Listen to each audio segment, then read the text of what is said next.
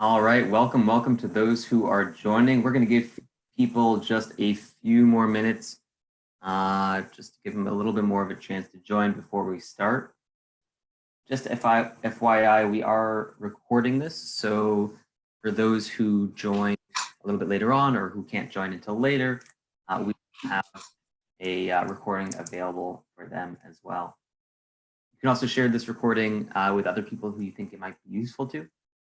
The recording and the slides that we're going over today will all be shared with everyone after the call.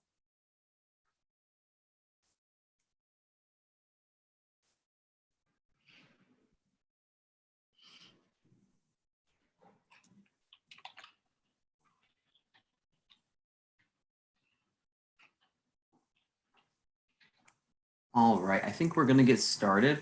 Joelle, if you want to start off by introducing what you do and what your organization does a little bit. I think probably most people on the webinar already know it, but if it gets shared around, maybe some people aren't as familiar. Do you want to lead the way on that? Sure. I don't know if you wanted me to show my video. It won't allow me to. Is that okay? Oh, let me see if I can fix that. Try now. I'm still working out how to use the Zoom webinar exactly. All right, perfect. Hi, everybody. Hi, Jesse. How are you? Good morning. Good morning. Good morning. Guys, thank you so much for tuning in. I'm really excited about this partnership with BooksTime. Jesse's going to share some resources with us about like what's really available outside of, the governmental resources, because so many things are running out right now. For those of you who don't know, my name is Joelle Fontaine. I am the director over at the Fairmount Innovation Lab. What we do, we are a co-working space as well as a resource for small businesses. So we basically take them from the ideation phase and really help them to actualize their business. So we have a lot of great resources, great workshops. Right now, during the time of COVID-19, we've been working really hard, myself, Justin Springer, for those of you guys who know Justin. We've been working really hard to get workshops online for you guys in a number of different capacities, from business development, marketing, knowing your financials. We're also doing our Launchpad, our accelerator program with Optimum Bootcamp online right now. And then also lots of resources as it pertains to health and wellness. So yoga, online yoga. We have a goal setting workshop coming up next week, as well as meditation. So definitely make sure you guys are staying connected with us through Instagram. I know most of you guys found this through Instagram or through our newsletter. You can join our newsletter on our website, fil594.org. All right. Thank you guys so much for being here. And then I'm going to switch it over back to Jesse. Thanks, Jesse. Thank you so much, Joelle. Really excited to co-host this with you. And just in case you guys didn't get that web address, it's fil594.org. I'm going to put it in the Zoom chat as well, along with the website for my company, BooksTime. Before we get started, I'll just introduce a little bit who we are. BooksTime, we are a bookkeeping and accounting firm focused on small businesses. We were actually founded here in the Boston area, in Newton actually. And we are now actually a national company. We work all across the country, but we still have our roots right around here. Let's talk about what we're going to talk about. Today, I wanted to really address a problem that we've seen at BooksTime, which is that a lot of small business owners, as well as small nonprofits as well, sometimes don't know what resources are available to help them survive the pandemic. Everybody's struggling due to the pandemic. It's causing all sorts of problems. And there are a lot of resources available actually to help during this really difficult time. But very few people know really the full scope of what's out there. Probably many people have heard of some of the main federal loan programs like the Paycheck Protection Program, PPP, but there's a lot more out there. And so today, what I want to do is give you an idea of what kinds of resources are available from the federal government, from the state government, from local governments, from non-governmental resources as well. And actually the title of the chat was originally 5 resources to help small businesses through the pandemic. I didn't limit it to just 5 actually, because there's really a lot more. Again, the purpose is to give you an idea of what's out there. Unfortunately, we won't have time today to go into a lot of depth about specific application steps or eligibility requirements for every single one of the programs I'm going to talk about. If you have questions about how any of these work or which ones might be the right fit for you, how to get access to them, please feel totally free to reach out to me after the webinar. Even if you're watching this recording later and it's like a week from now, feel free to reach out. My contact information will be in the slides that we share with all the webinar attendees. And I will also put my email address in the Zoom chat right now as well. Please feel free to reach out. All right, what we're going to cover today is first the main federal programs, and some of you may have already heard of some of these. The Disaster Loan Program, which is also referred to as the EIDL, Economic Injury Disaster Loan Program, PPP, which is the Paycheck Protection Program. We'll talk about what the funding status is of that. You may have heard that funding ran out at some point. I'll address that. We'll talk about how PPP works for solo entrepreneurs in particular. I think we have a few folks on the call who actually don't have other employees, and PPP works very differently in those cases, so we'll talk about that as well. We'll also talk about alternatives to the main federal programs. We'll talk about state programs, for example, other federal programs. We'll talk about private companies that are offering grant programs, industry groups that are doing the same, and some other ideas about ways you can get funding as well. We'll close on just a few steps that I recommend taking immediately. Let's dive in. So first of all, let's talk about the Economic Injury Disaster Loan. Now, initially, when the CARES Act first passed, this was one of the best loan programs to help small businesses through this crisis. Right now, it's limited to just agricultural businesses, which are not super common in the Boston area, which is where most of our folks on this webinar are from. So we're going to basically skip this one in today's webinar.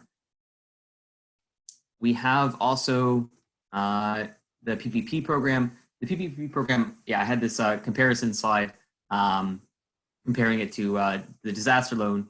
The disaster loan side, the green column there is not super relevant anymore, but we'll talk about the terms of the PPP loan. The PPP loan is, again, Paycheck Protection Program. It's basically a loan to help you keep people on payroll. It is lended through private banks, so you don't go directly to the government for this. The maximum size is theoretically up to 10 million or 2.5 times your average monthly payroll costs, according to a certain calculation. In reality, it's typically far, far less. I think the average right now is about 80,000. The interest rate, though, is phenomenal. It's a 1% interest rate. Now, I don't know if you've ever taken out a loan before, but probably your interest rate was not 1%. 1% is basically unheard of. It's a phenomenal interest rate. It basically amounts to this being kind of free money. And there's an additional way that it can turn into free money that I'll talk about in a second. But even if you have to pay some parts of this back at a 1% interest rate, that's really a great deal.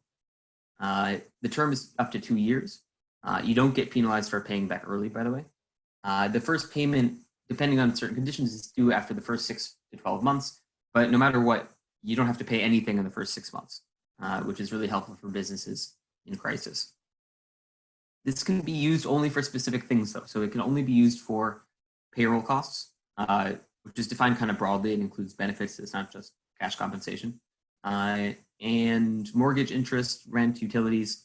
But these have to be obviously business related. So if you're operating out of a home, it gets a little bit more complicated.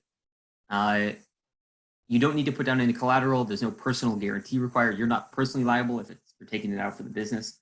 That's a pretty nice feature as well. Overall, a really attractive loan program designed to be really generous for small businesses. Oh yeah, here I have the average loan size, at least in the most recent funding round, is about 79,000 per small business. And obviously it will depend on the size of your business, how big of a loan you'll get. In terms of eligibility, pretty much every organization, every small business in all 50 states is going to be eligible. That also includes gig workers, self-employed people, independent contractors, sole proprietors. You don't actually need to have payroll to get a loan under the payroll protection program. And this is one of the biggest misconceptions out there about the PPP, is that payroll's in the name. I need to have people on my payroll in order to be eligible for this great loan program. No, you don't. Actually, even if you're just one person working for yourself, you can be eligible for this type of loan. So let's talk about the free money provisions, and then I'll come back to in a second exactly how it works for sole proprietors, independent contractors, folks like that. So one thing that people get really excited about the PPP, as they should, is that there's a loan forgiveness. There's loan forgiveness terms built in. I'll say the part about disaster loan here, and we'll just look at the PPP tab. By the way, I realized I'm not sure if my screen is sharing, so I'm referring to my screen, but I'm not sure if people can actually see it. We Technical can't see your screen, say again?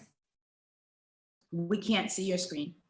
Oh, thank you, Joel. Well, sorry, guys. I will share my screen now, and instead of referring to a screen nobody can see, you will actually be able to see what I'm talking about. Joel, let me know if this works now. Yes, now I see it. Awesome. So, guys, I'll share my slides as well with everyone later, and I apologize that you didn't get to see my amazing slides up until this one, but we'll have the slides being shared from now on. So, we're looking at the second tab here, the free money provisions of the PPP program. So, part of the PPP loan can be forgiven. Basically, that means it doesn't need to be repaid. So it just turns into essentially free money. And the part that can be forgiven is the part that you basically, there's a certain calculation to calculate what your total payroll costs are, plus those other categories that I mentioned, mortgage, interest, rent, and utilities, are over an 8-week period after getting the loan. And the only restriction on that, actually there's a few restrictions, but the main restriction on that is that at least 75% of the amount that's forgiven, it needs to be on payroll, unless you're a sole proprietor or self-employed. We'll come back to that in a second. But basically, for businesses with folks on payroll, you look at what your costs are for that 8-week period, and there's a specific calculation that you use to figure that out. And as long as 75% of the forgiven amount is payroll, you can get that forgiven. It's a great deal. You don't need to pay it back to the government or to the bank and then to the government. The main thing that they're building in here is an incentive, though, to not lay off employees and not to reduce wages. If you do lay off employees or if you do reduce wages, the amount that can be forgiven goes down. It's not necessarily the case that if you fire one employee or reduce wages for one employee that you can't get anything forgiven. It's proportional, and there's a kind of complicated calculation formula for how you figure that out. But basically, it's trying to incentivize you to keep your employees and keep them at their current compensation. One clarification, sometimes people get confused about this though. There's no incentive built in here to keep the same employees. You could fire one employee and hire another employee at the same level of compensation. And if you did so immediately, it wouldn't actually affect your forgiveness options under PPP. So it doesn't, lock you into keeping an employee forever. It just incentivizes you to maintain your current level of payroll overall. So let's talk about how this works for self-employed people. First of all, there's a different maximum. Let's talk about what that maximum would be. The maximum loan amount for self-employed people is essentially 2.5 months worth of net profit, according to a specific calculation. And I actually have the calculation in the slide here. I'm not going to go into it in much detail, but you can check it out in the slide and let me know if you have questions after. But it's fairly straightforward if you've already filed taxes for 2019. Otherwise, it can get a little bit complicated. The amount that's forgiven under the PPP for self-employed people is basically 8 weeks worth of your income plus certain expenses. And that calculation actually is a little bit more complicated. I gave the basic formula here in the slide as well, but that would be something that you would really want to go over with an accountant and make sure that you're getting right there, or go over it with your banker who can help you with it as well.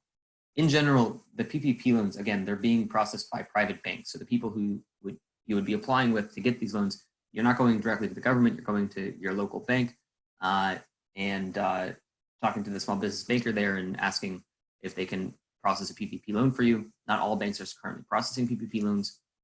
If your bank isn't, you can try to find another one that is. If you're not sure which banks are offering PPP loans right now, reach out to me and I can help guide you to a bank that is currently offering PPP loans. Most of the major banks still are right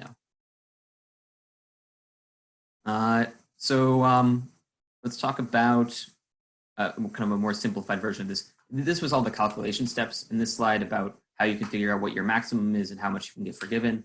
But in terms of hard numbers, the maximum that you're going to be able to get in terms of the size of the loan, if you're self-employed, is about $20,800, and of that, up to about $15,000 can be forgiven as a replacement for owner compensation that you didn't earn because of the pandemic. So that's PPP. There's a lot more details and complexity to the PPP. If you have any questions about that, again, feel free to reach out to me after the webinar. But there's a lot of other options out there as well. With all of those options, and also with the PPP, it's important to keep in mind that proper record keeping is going to be really, really important. All of these numbers that were in the previous slide that go into the calculation of how much the maximum loan can be, how much can be forgiven, you're going to need to prove these numbers to the bank and to the government, to the IRS in certain circumstances. And that means having the right documentation ready. So for example, when you or maybe need to get some amounts of money forgiven, you had better have documentation showing what you spent the money on, because again, the PPP funds can only be spent on certain things. So you need to have proper bookkeeping records to ensure that you can prove that the money was spent on certain categories of things in a certain time period. And those records had better be proper as well. Otherwise you can get into all kinds of trouble. So make sure to have proper bookkeeping records and also HR records as well. So if you're hiring people or firing people, especially if you're firing people or changing people's compensation, it's important to have things like proper termination letters and records in your payroll system and all things like that. There's a whole bunch of record keeping requirements that go along with all of these. And if you don't already have a professional bookkeeper or accountant, if you're going to get a PPP loan or something like it, it might be worth thinking about it, or at least talking to your CPA about how they can advise you on this, because again, proper record keeping, super duper important. So funding status, you may have heard that the PPP loan program is out of money. It actually was, but actually they added more money. Congress added a second round of funding. Round 2 is already mostly allocated though, based on the loans that have already been submitted. It's at least 75% allocated as of now, but that still means that there are billions of dollars left for small businesses. So don't get too discouraged. It looks like the remaining few billion will last a little bit longer. At the same time, I actually wouldn't wait too much longer, because nobody really knows how long the remaining 25% will last. And it's very uncertain whether any additional funding will be added. Congress is considering right now a proposal to add additional relief for small businesses, but it's actually very unlikely to pass, according to insiders. So I wouldn't rely on it. Instead, I would certainly, if you're going to think about going for a PPP loan, go for it now. Yeah, the application process, talk to your bank, as I mentioned. And in particular, the most important thing that they're going to need to see are your financial records for 2019, because a lot of the calculations are based on your 2019 numbers. So make sure that your books are in order for 2019 and that they're up to date. Actually, it's not just 2019, it's 2019 to date. So it's 2019 through the beginning of 2020 as well. And again, just to, not to beat a dead horse here, but it's going to be really important to keep proper records after you get the funds as well, to make sure that you can prove that you spent it on the right things. The kinds of documentation that you're going to be needing in order to get the loan in the first place, you're going to need your 2019 Schedule C if you're a Schedule C business. If you're not sure, ask your CPA. You'll need proper records of expenses after you get the loan, as I mentioned, and a few other things as well. But enough about the PPP. That's the one that probably most people know about already. I want to talk about what other options are out there, because there's quite a lot, actually. One of the other options that you can consider are other SBA loans. SBA is a Small Business Administration. It's the federal agency that is responsible for most of the federal loan programs relevant to the pandemic and just small businesses in general. And they have a bunch of other loan programs besides PPP and besides the disaster loan program as well. They have something called an SBA Express Bridge Loan. I'll talk about some of these other SBA Lending options also talk about some state and city programs. There's a lot of those, as well as industry-specific programs, and some other examples that I'll go over in a second. Let's talk about SBA alternatives first. So generally, like the PPP, they go through private lenders. You don't get them directly from the government. And there are some exceptions to that. But generally, you're getting them through private banks, credit unions, et cetera, that are authorized by the SBA. And there's a lot of eligibility restrictions. So you need to check for every one of these loan programs exactly what the long list of eligibility restrictions are to see if you qualify. These are all laid out actually pretty clearly on the SBA website, which is sba.gov. For now, I'll just kind of go over some basic terms of some loan programs from the SBA that I think might be relevant for some small businesses. So the Express program, these are loans of up to 350K. In many cases, though, they're actually much smaller. The term is up to 7 years. One of the great things about this loan program is that they target a turnaround time of about 36 hours for approval or denial. That's under normal conditions. So aside, they'd be looking to you one way or another within 36 hours. However, given all the craziness happening with the pandemic, it's actually not likely to happen right now. It's probably going to take them a little bit longer, but it still will go faster than some other loan programs. They really try to make this a speedy turnaround time. The funding for this one, though, is a little bit uncertain. It's worth checking it out if it looks like a good option for you, but it's not 100% clear how much funding is available in this program right now. There's a few other SBA programs. So there's a microloan program, which is potentially the most interesting alternative to PPP for very small businesses. We're talking about loans of typically, about 14,000 or even less. And these are given through nonprofit lending organizations. So they're not going through, normal banks. Like you're not going to go to Bank of America for this. There's specific types of nonprofit lending organizations that focus on catering to underserved markets that are providing these loans. You can actually find a list of these on the SBA website. Again, that's sba.gov. And these loans can be used for working capital, supplies, equipment, fixtures for your office, things like that.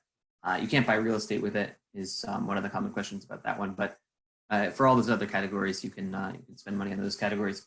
Once again, because it's specific categories that you can spend the money on, you need to be very careful about documenting your expenses, keeping proper bookkeeping records so that you can show what you actually spent the money on in a proper way. Also, if anyone on this webinar is an exporter, if you export outside the country, there's really generous, awesome programs, financing programs specifically for you. You can get up to 5 million in lines of credit or transaction-based financing to support exports because the US just really wants to support exports. A lot more details than that. I'm not sure how many exporters we have those, so I'll skip that, or at least not go into it in detail right now. Details on all of these SBA programs and a lot more alternatives from the SBA are all available again on sba.gov and to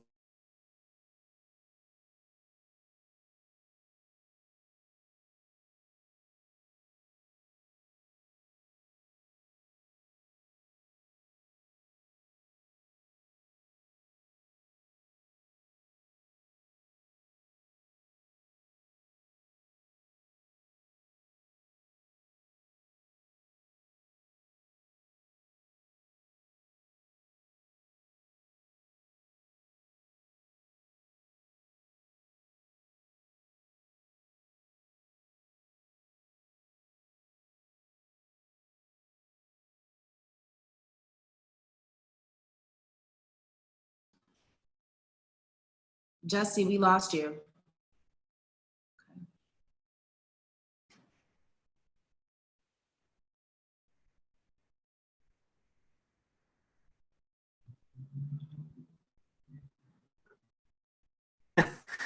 Hey guys, I think I just got disconnected there. Make sure this is all working.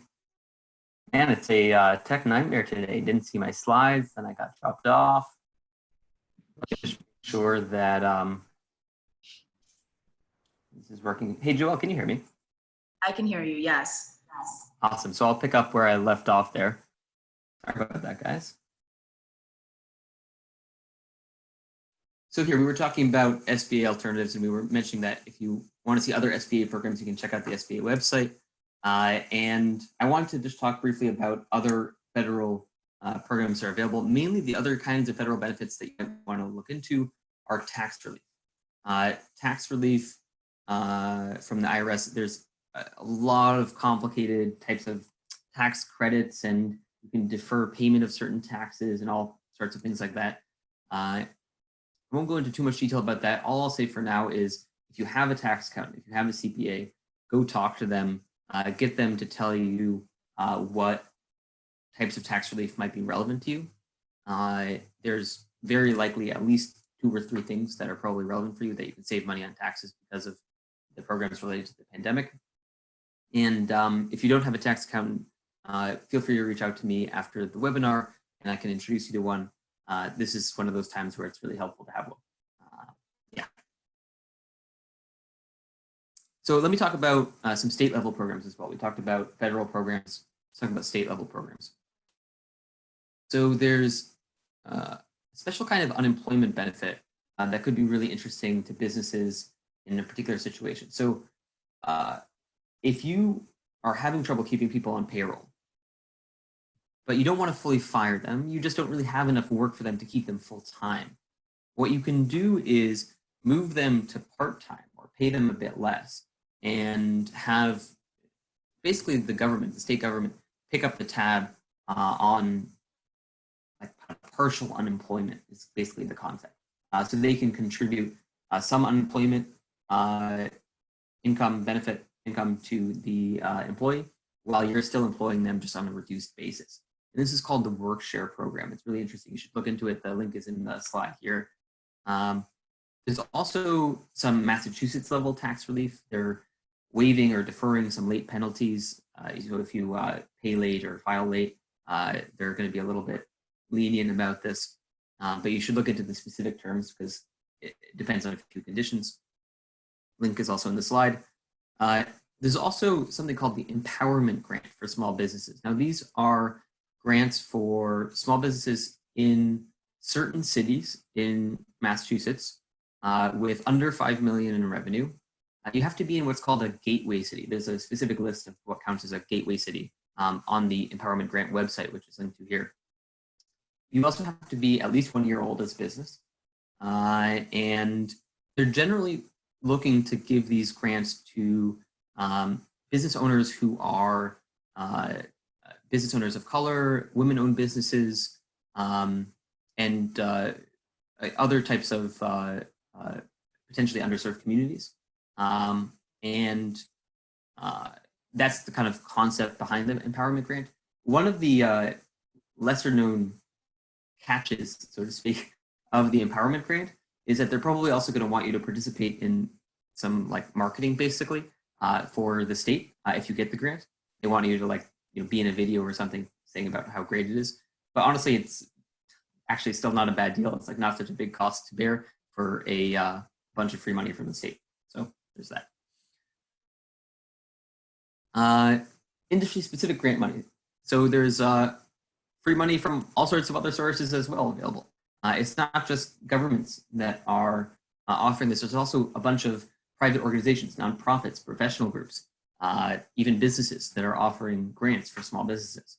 I gave a few examples here focused on artists of various kinds. This is just kind of a random example that I chose because I needed to choose one industry to give some examples. But in lots of industries, there are industry-specific programs like this. So in particular, if you're in, for example, the beauty industry, if you have a nail salon or if you have a hair salon or anything like that, there's a bunch of programs available to support you. And for a lot of other industries as well, there's industry-specific programs. Tech startups, for example, there's stuff meant for tech startups. In the examples I gave here for artists, there's, I think 5 examples here of different programs available for photographers, musicians, generally artists overall. And these range from really small, $500 grants to $2,000 grants. not huge, but again, free money. And these days, I think a lot of people could use a little extra free money. So check these out if you're an artist. If you're not an artist, do some research online. Look at what industry-specific grant programs might be out there. And if you're having trouble finding some, I'm pretty sure they're out there. So for whatever industry you might be in. So if you're having trouble, feel free to reach out to me and I can help you find some that might be relevant to you. There are also some more general ones. So there's something like, for example, called the Freelancers Relief Fund. So if you're a freelancer of any kind, you can get up to $1,000 if you can prove that you had a sudden decrease of at least half of your income. For this, like with all of these things, I'm a bit of a broken record on this today. You're going to need proper financial documentation and records. They're not just going to take your word for it. You're going to need to get your accounting in order for all of this. Another one called Supermaker, which can actually be a $100,000 grant, and you get mentorship from celebrities like Mark Cuban and stuff like that. They're only giving out a few of these, but it's worth looking into. You have to have under 2.5 million in revenue, and you can apply from now until June 15th. Link is also here in the slide. There's also a bunch of corporate programs. So big companies are offering loan programs, and I think part of their goal is to get some brand value out of this, right? But hey, it's still free money, so pretty good deal. The Salesforce and Facebook grants are closed. These were some of the more popular ones, but they ran out, and so sorry about that. However, there are still grants available from Verizon of up to $10,000, and they're focused mainly on, like the empowerment grant, actually, they're mainly focused on entrepreneurs of color, women-owned businesses, and other enterprises in historically underserved communities. Chamber of Commerce, the U.S. Chamber of Commerce, which is a big lobbying group, they have something called the Save Small Business Fund, which gives $5,000 grants for small businesses with 3 to 20 employees. Once again, they're targeting communities that are especially economically vulnerable. I'm actually not sure if the Boston area meets, or maybe specific parts of the Boston area might meet the Chamber of Commerce's requirements for what they call an economically vulnerable community. It's not clear, actually, but it might be worth looking into. What else we got? Yeah, a bunch of companies offering special deals as well through the pandemic. There are, for example, Google and Yelp are offering free ad credits. Everyone could use a little free advertising these days. Microsoft is giving away half a year of its Premier Office 365 product. Pretty much every type of remote collaboration tool or software, you can get some kind of special deal right now. So I would recommend looking into whatever apps or software you use for your business the most. Check if there's some special deal available. Most companies in general that serve small businesses, by the way, you can get some sort of deal right now, BooksTime included. Let's see what else. Some other ideas for you. You can check out Kiva. Kiva is a peer-to-peer lending platform, and you can get up to $15,000 at 0% interest. I was saying before how 1% interest on the PPP loan is fantastic. 0% is even better. You can learn more about the Kiva program on their website. I mentioned that there's a bunch of tax relief available from the IRS. I included the link in this slide here. Something else that has come up as an idea is if, for the women-owned small businesses in the audience, BooksTime is actually also a woman-owned small business. If you're a woman-owned small business, there's a bunch of contracting opportunities, federal and state contracting opportunities available specifically to you. And this can be an especially good thing to think about during the pandemic downturn, because the federal government always needs work done. Maybe business is drying up in other areas, but the federal government always needs stuff done. So if you're doing something that, whatever your business is, if it's something that could benefit the federal government, if it's something that the federal government or the state government would want to buy, look at it, because there's some pretty great deals out there available. Well, I mean, we're sort of contributing, or hoping to contribute to the economy. That's Oh, sorry. I think I can't. Is that Joelle? Why is it not? Hello? No, that's not me. Okay. But I did have, Jesse. If Sure. you guys just for the group, can you hear me? Yeah, I can hear you. I think someone else is unmuted. Okay, I'm gonna mute them. Yeah. There we go. Sorry, if you have questions, I'll be happy to address those later separately. Yeah. So yeah, this is a really good opportunity. Other things to think about would be checking with your insurance provider if you have any coverage for pandemic impacts. Some insurance plans, if you have certain types of insurance plans, can give you some relief related to the pandemic. It's worth checking. And I included links to long lists here and here on the slide of other types of ideas that you can think of just to start brainstorming where else you can get funding and support related to the pandemic. So I want to wrap up by giving you some recommended next steps. What I would suggest to do now is if you're thinking about applying for a PPP loan, what you should do is contact your bank, start your application now. We don't know how long the money will last. Probably will last a little bit longer, but we don't really know how much longer. Make sure to talk to your bank and start that application right now. If you're thinking about other loan programs, if you're thinking about something like Kiva, for example, start doing the research now as well. And you might also want to check how they interact with, for example, PPP or the other benefits or loan programs that you might be able to get, because sometimes if you get one thing, you might not be able to get another thing. You want to look into all the criteria and conditions there. You can also check out industry-specific grant programs. I highly recommend that every single person on this call, whatever industry you're in, get on Google after this call and try to find some grant programs that are specific towards your industry, whatever that industry may be. If you can't find any, reach out to me and I can help research, and hopefully there's something out there for you. Talk to your tax accountant, your CPA about tax relief options.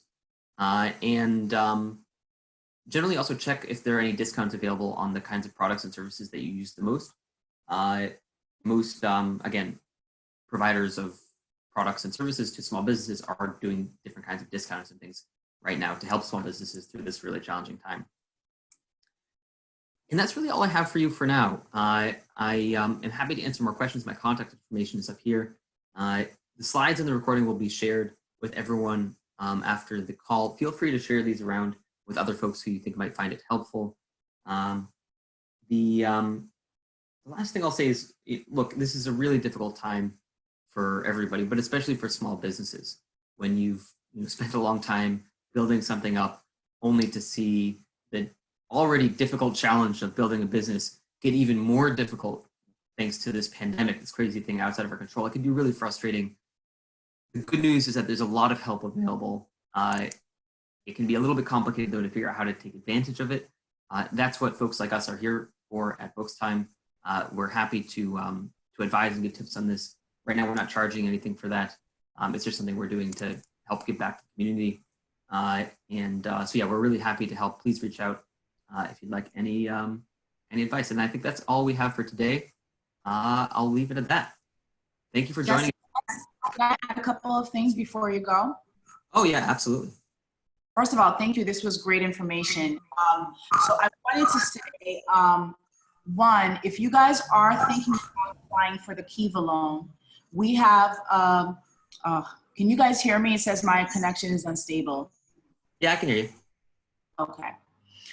We have a LISC, which is a Local Initiative Support Corporation. So if you're thinking of doing the Kiva loan, please reach out to me, and my email, I'll put it in the chat, is joelle@fil594.org. They have a matching program, which is, I can't really go into it right now, but if you are interested in it, please make sure that you're reaching out to me. A couple of other things that I wanted to let you guys know that came out this week is that, we know that a lot of minority-owned businesses were left out of the first round of PPP. This week, Johnson partnered with some capital partners, and he's offering $100 million in loans for minority-owned and women-owned businesses. So you guys definitely, if you are in need and you need the capital to really keep your business up and running, make sure that you're reaching out to those resources. The other thing is the Lawyers for Civil Rights and Tufts Health Plan, they are giving out a $1,000 grant for small businesses to purchase protective PPE, personal protective equipment, technology allowing their employees to come back to work safely. So if you are a business that is now trying to figure out, where you're going to get the proper materials to make your environment safe for your employees, this is a grant that you can apply for. So you can find that at the Lawyers for Civil Rights. I don't have the website, unfortunately, but you can Google LCR BizGrow. So it's the Lawyers for Civil Rights and Tufts Health Plan who are collaborating on this grant. Lastly, there is a Radical Imagination for Racial Justice grant for artists of color who to imagine a radically just future in their communities. And that is, you can find more information about that through Arts in Boston or Mass Art Boston. Okay, I'm gonna put my email in the chat so you guys can reach out to me if you need anything, and any questions that you have from this presentation, you guys can reach out to Jesse. Absolutely, yeah. And thank you, Joelle, for mentioning those programs. Those are actually really, really cool programs. For those of you who haven't heard of them before, definitely check them out. They're really cool. And I also put the link towards the Lawyers for Civil Rights website and the BizGrow program in the chat as well. Definitely look into that. Thank you so much for joining, everybody. Again, feel free to reach out with any questions. The link to the slide is in the Zoom chat, and I'll look forward to hearing from you guys later. All right, stay safe, everybody. Jesse, you said the links to the slide is in the chat? Links to the slides, yeah, links to the slides should be in Yep, the... I got it. Oh, you know what? I didn't send it to everybody. It's my mistake. I only sent it to you, Joelle. Man, I'm having trouble with today, guys. Oh man, Joelle, I'm glad you're here. I would be sitting the void. All right, now the slides are in the chat for everybody, and I'll also put the BizGrow link into the chat as well. And I'll also send, for all of you guys who registered through Eventbrite, I'll also send an email to you guys with the links to the slides. All right, thank you so much, Joelle. And thank you everyone for joining. Stay healthy, everybody. So have a good one.